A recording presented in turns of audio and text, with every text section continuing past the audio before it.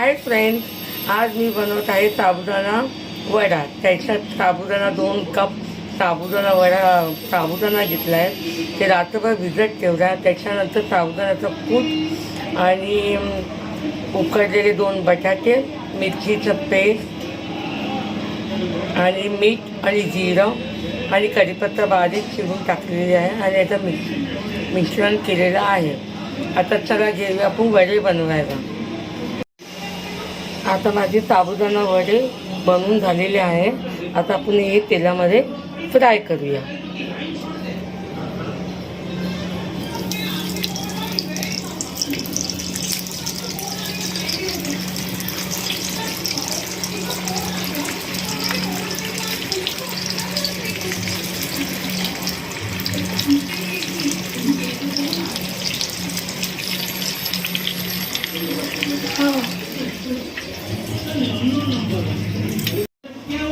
हाय, हे झाले माझी साबुदाण्याची वडी। या खायला आता माझ्या मुलाला मी गरमागरम देत आहे।